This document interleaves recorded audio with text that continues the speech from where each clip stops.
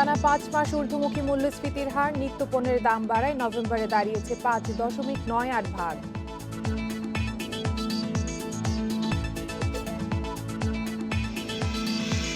পূর্বাঞ্চলে চলছে বাণিজ্য মেলার শেষ মুহূর্তের প্রস্তুতি, ক্রেতা দর্শনার্থী উপস্থিতি নিয়ে সংশয়ে ব্যবসায়ীরা।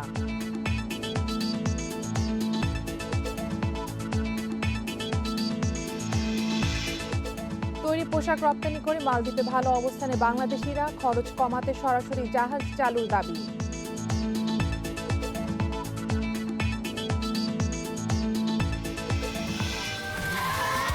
Saudi Extreme.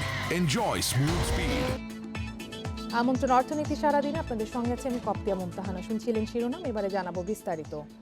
তৈরি পোশাক রপ্তানি করে মালদ্বীপের বাজারে শক্ত অবস্থান তৈরি করেছেন প্রবাসী বাংলাদেশিরা। শার্ট, প্যান্ট থেকে শুরু করে দেশের সব গার্মেন্টস পণ্যই মিলছে সেখানে। তবে রপ্তানি খরচ বেশি হওয়ায় ভারত ও শ্রীলঙ্কার সঙ্গে প্রতিযোগিতা করা কঠিন হয়ে পড়ছে বলে দাবি ব্যবসায়ীদের। প্রতিদিন সন্ধ্যা হলেই মালদ্বীপের অন্যতম শহর হুলহু মালেতে বসে এই ভ্রাম্যমাণ মার্কেট। এখানকার বেশিরভাগ দোকানেই প্রবাসী বাংলাদেশি, যারা দেশ থেকে পণ্য আমদানি করে এখানে বিক্রি করছেন।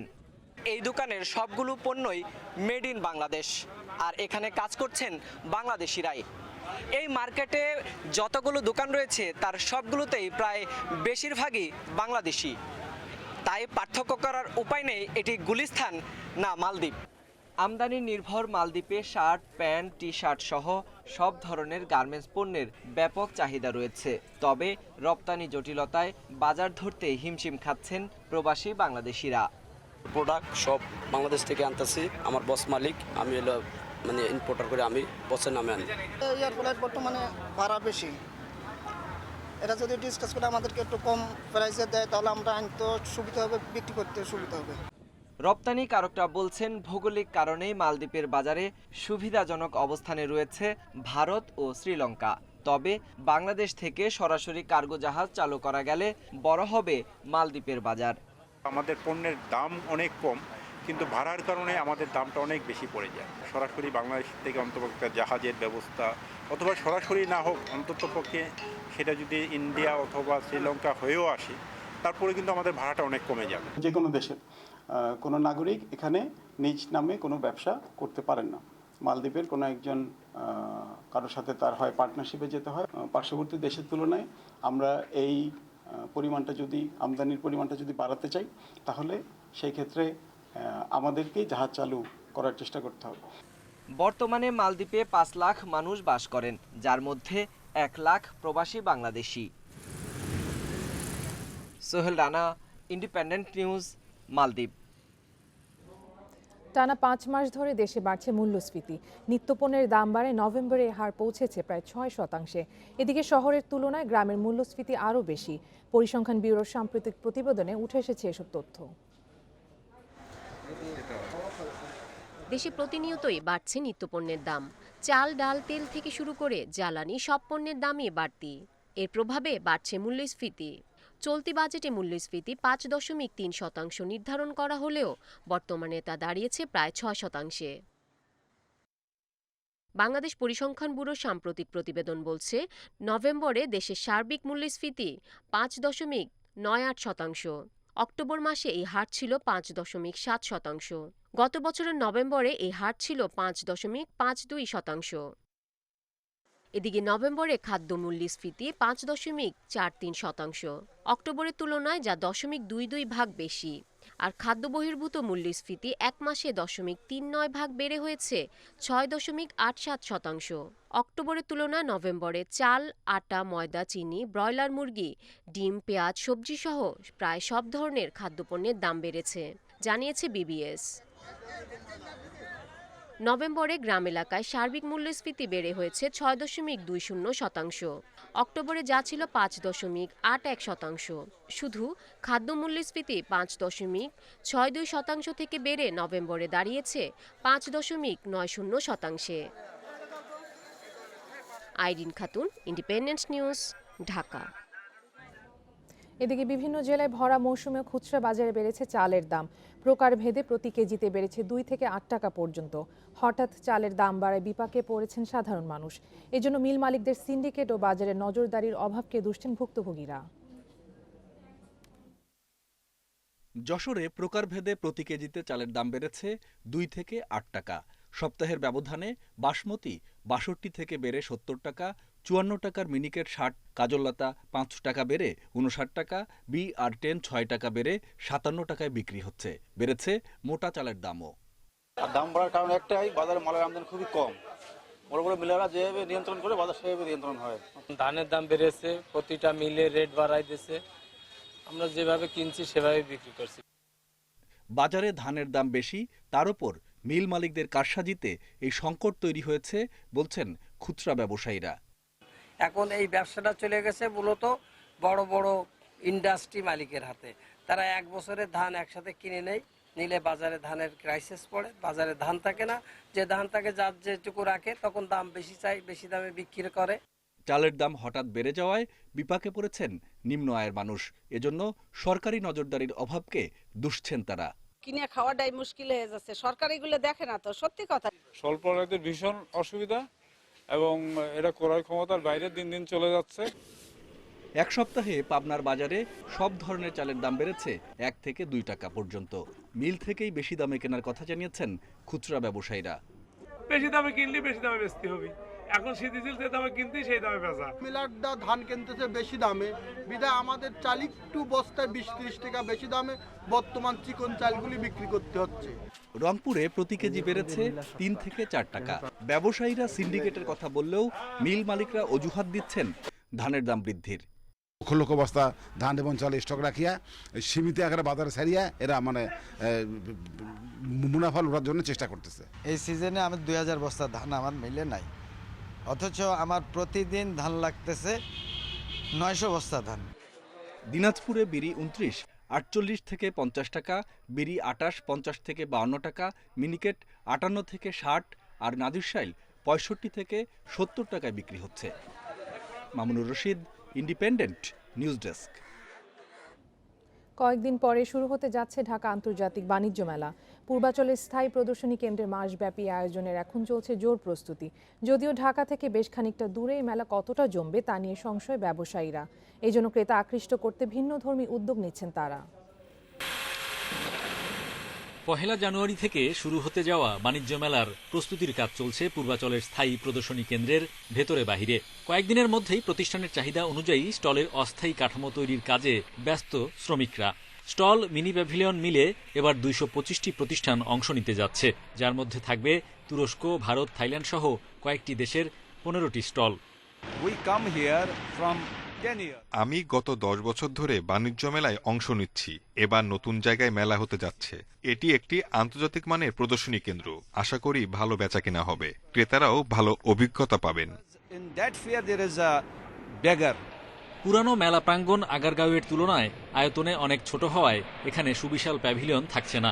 বড় বড় পণ্য প্রদর্শনীর চেয়ে ব্যতিক্রমী উপায়ে প্রচারের উদ্যোগ নিচ্ছে ফার্নিচার খাতের প্রতিষ্ঠানগুলো। ফার্নিচার থাকবে না, শুধু ফার্নিচারের আর্কিটেক্ট কিছু কাজ থাকবে এখানে। সামনে থেকে একটা বড় এলইডি টিভি থাকবে, যাতে আমাদের ডিসপ্লে আর্টিকের কিছু ডিসপ্লে দেখানো হবে এখানে। বরাবরই ইলেকট্রনিক্স পণ্য বাজারজাতকারীরা বিশাল দৃষ্টিনন্দন প্যাভিলিয়ন স্থাপন করে, কিন্তু এবার তারাও হাঁটছে ভিন্ন পথে। আগে যেমন মাল্টি স্টোরেজ অনেক হতো, ওটা মিস করতো, ওটা এখন করার এখানে সুযোগ নেই। যারা সাধারণ দর্শনার্থী তাদের জন্য আসলে এই পূর্বাচলের মতো জায়গা আসার যে ফ্যাসিলিটি, সেটা কতটুকু এনশিওর হবে এখনো সেটা নিয়ে আমরা কিছুটা দ্বিধাদ্বন্দ্বে আছি আর কি। রাজধানী ঢাকা থেকে 300 ফুট নতুন রাস্তা ধরে পূর্বাচলের শেষ প্রান্তে যেতে সময় লাগে 1 ঘন্টা বা তারও বেশি। বাণিজ্য মেলার জন্য তৈরি করা স্থায়ী প্রদর্শনী কেন্দ্রে পৌঁছাতে পার হতে হয় নির্মাণাধীন রাস্তা। এমন বাস্তবতায় মেলা কতটা ক্রেতা দর্শনার্থী টানতে পারবে সে প্রশ্ন ছিল ইপিবির কাছে। রাস্তাটা অনেকাংশে হয়ে গেছে, আশা করি যে মেলার শুরুর আগেই এটার একটা ভালো পর্যায়ে চলে আসবে, যেন জনগণের যেন মেলা প্রাঙ্গণে যেতে তেমন কোনো অসুবিধার সৃষ্টি না হয়। রপ্তানি উন্নয়ন ব্যুরো এবার 3 কোটি টাকায় বাণিজ্য মেলার টিকিটের ইজারা দিয়েছে। সেই সাথে স্টল ও প্যাভিলিয়নের সংখ্যা আগের চেয়ে অর্ধেকের কম হওয়ায় মেলা থেকে কমবে ইপিবির আয়ও। Hari Saha, independent news, Dhaka. অর্থনীতি সারাদিন একটি বিরতি নিচ্ছি, ফিরে এসে আরও যা থাকছে। দেশে কোটিপতি সংখ্যা ছাড়িয়েছে 1 লাখ। করোনার মধ্যেই গত 1.5 বছরে বেড়েছে 17,293 জন।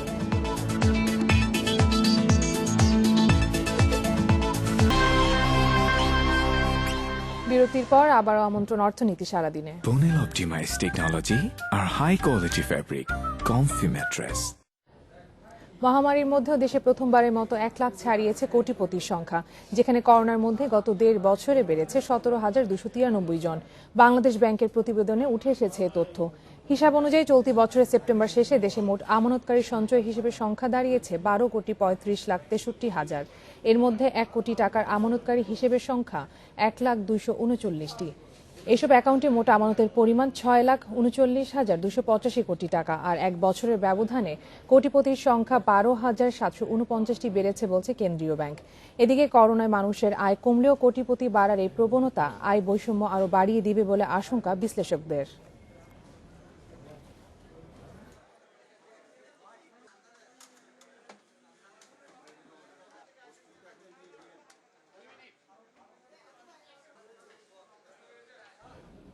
আজ শেষ হচ্ছে রিহাবের 5 দিনের আবাসন মেলা। আর এ বিষয়ে আরো জানাতে আমাদের সাথে যোগ দিচ্ছেন সহকর্মী শামীম আহমেদ। শামীম, আমাদের জানাবেন যে মেলার শেষ দিনে গ্রাহক উপস্থিতি কেমন দেখছেন এবং এই পর্যন্ত কত প্লট বা ফ্ল্যাট বুকিং হয়েছে? সংবাদ সম্মেলনে কি জানিয়েছে রিহাব?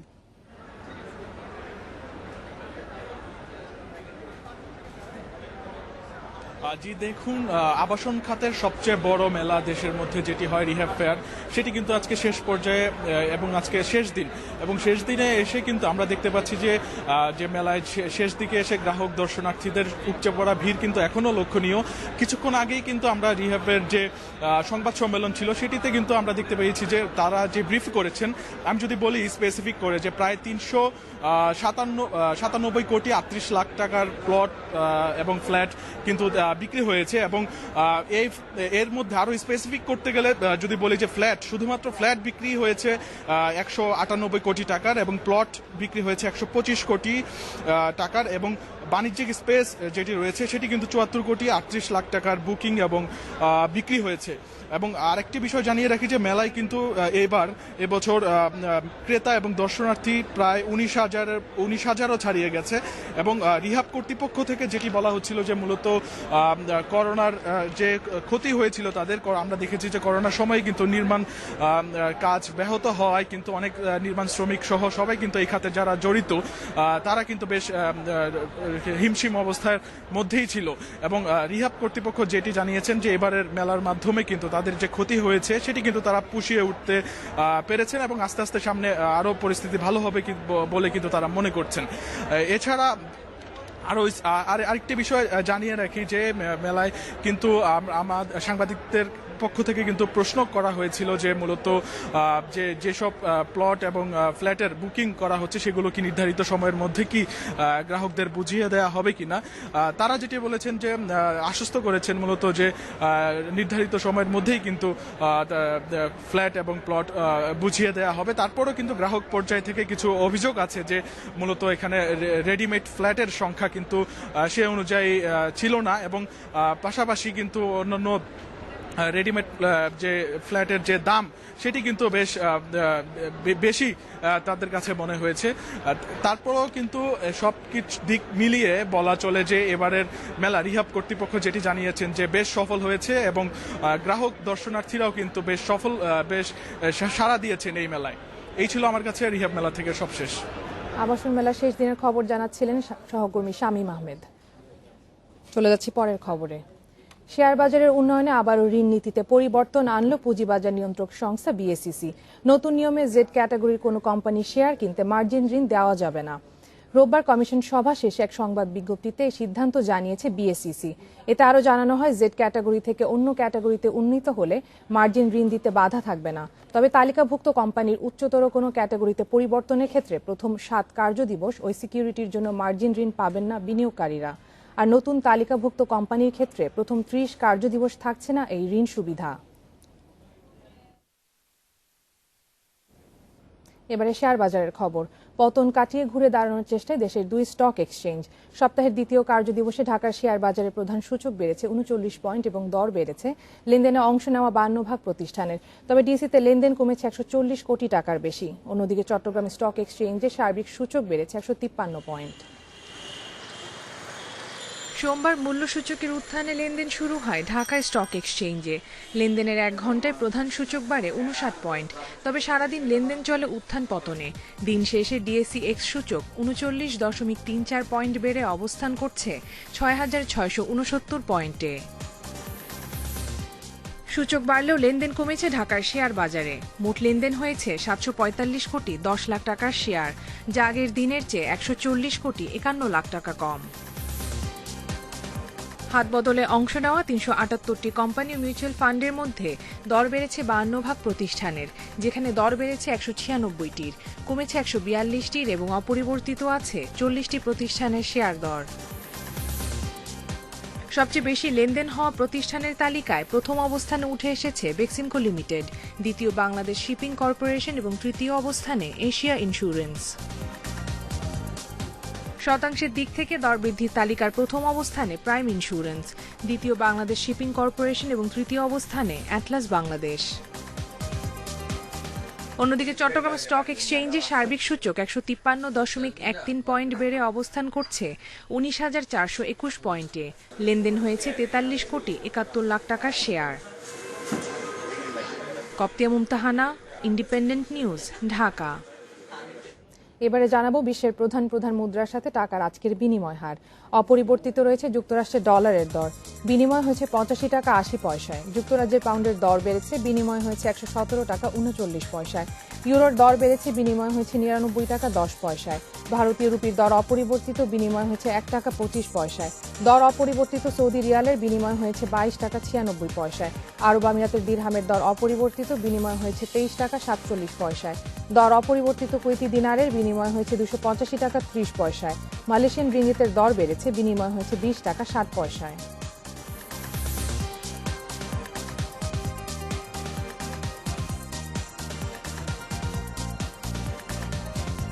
এই ছিল আজকের অর্থনীতি সারাদিনে। ইন্ডিপেন্ডেন্ট টেলিভিশনের সব খবর আরও জানতে চোখ রাখুন ফেসবুক, ইউটিউব এবং টুইটারে। আমন্ত্রণ আমাদের পরের আয়োজনে।